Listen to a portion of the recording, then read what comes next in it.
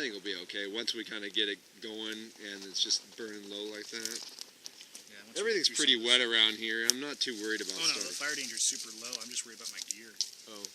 Because if the wind picks one of these sparks up, it just puts a nice hole in my tarp.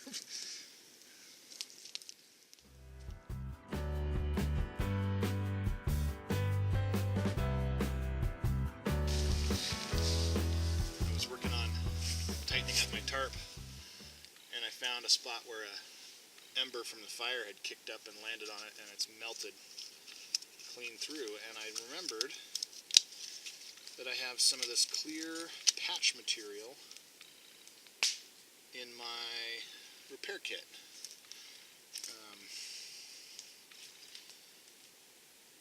Kenyan Consumer Products. Bought it at REI a while ago. So I'm going to make myself a patch.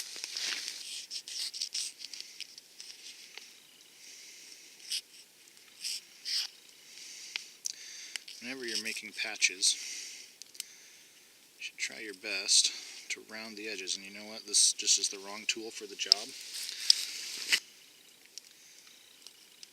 There's the one I was looking for.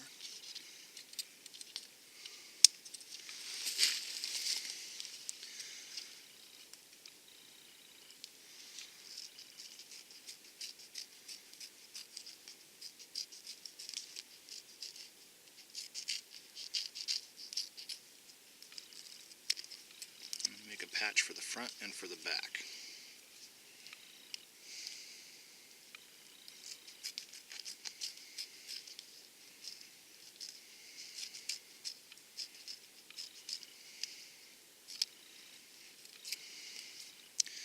And just try and clean up any little areas that could form an edge or like a corner that could peel up.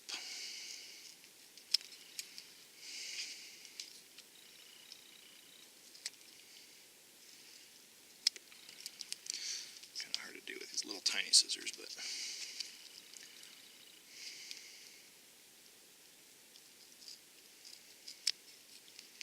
the idea is just to make the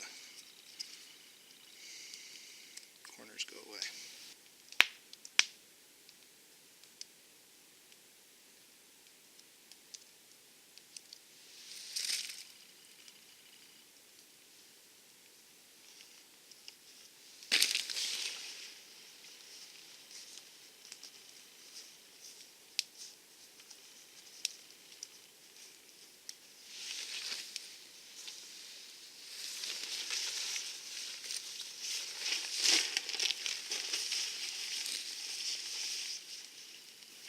More embers are coming my way.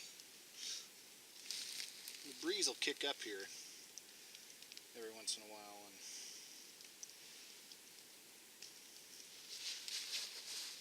cause a little trouble.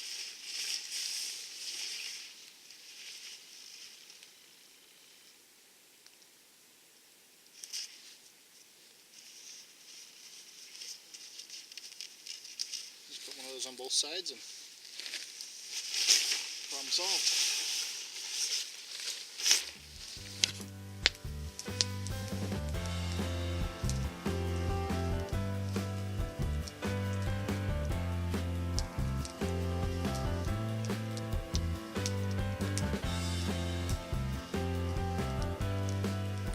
I had also done a repair at home on this tarp that in another segment of the video from this trip I describe as a shoddy repair. And the reason for that is I used a product called Seam Grip, which I think is a great product.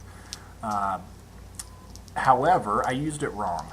And the problem with the way that I used it was I just spread it liberally along the seams where this tarp is about 10 years old. It had developed some leaks along the seams. The seams are taped, but the tape started to pull up. So I just basically painted it onto the seams. Well, that makes a really good waterproof joint with Seam Grip, but Seam Grip remains tacky for a long time, days. It's actually suggested on some of the packaging that you powder it with talcum powder if you're going to pack it up or do anything where it may come in contact with itself or another part of the waterproof surface. It'll stick itself to the surface of the coating on your tarp long after it's dry to the touch. It's still got a little bit of tackiness to it. I screwed that up. and I let the tarp hang for 2 or 3 days in my garage, but it was still tacky. I packed it up, and when I went to fly this tarp for this camp out, pulling the tarp apart as I unfolded it or unstuffed it from the sack, pulled the coating off the tarp. And so I used this same method to repair those areas where the seam grip had pulled it apart. And what I would suggest if you're going to use seam grip, which I think is a superb product, there's really nothing else on the market that's as versatile and stays as flexible as seam grip, because it stays as readily flexible as the fabric does, which is a fairly rare thing in products like that, and it really bonds well. Part of the problem with it, it'll bond long after it seems dry. So I would suggest if you're going to use it on a tarp like this, that you use seam tape on top of it. So liberally spread it along the seam, and then take a roll of seam tape and stick over the seam grip so that it covers the tacky area, and then you don't end up with it sticking to itself. I didn't do that. I screwed it up, and it damaged the tarp further as I unpacked it.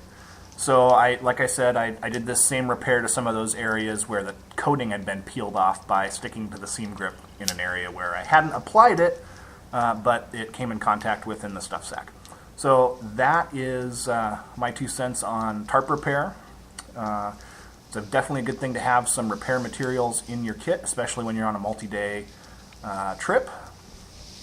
I didn't used to do that, and I've been getting into more of the long-term camping scene, and just realized, you know what, that was a deficit in my equipment that I needed a remedy. So I started packing along some of this patch material, some zip ties, some needle thread type material, and some extra buckles and things like some seam grip, and thing that I really like, key rings, because they're very strong and they can join 2 things together that you wouldn't always think of, but they're very, very versatile and heat resistant, and everything that makes a repair material worthwhile. So just a couple things that I thought I'd tack on to the end here.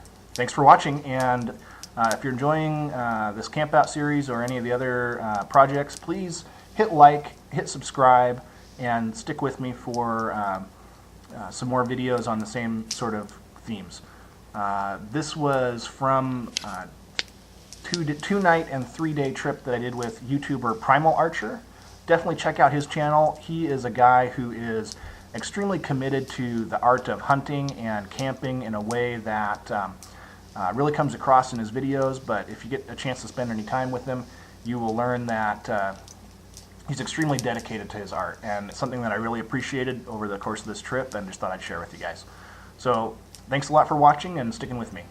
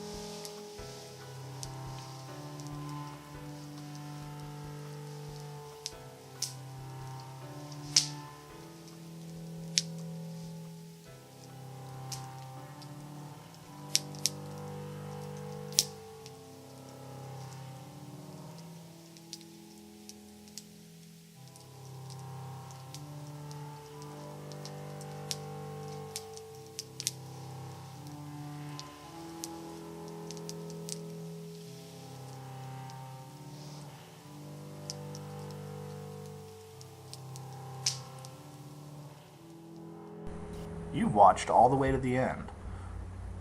That's really interesting to me, because not everyone does. If you watched all the way to this point, please comment Sasquatch. And that'll be just something between you and I, that you know that when you watch all the way to the end, sometimes there's a little Easter egg.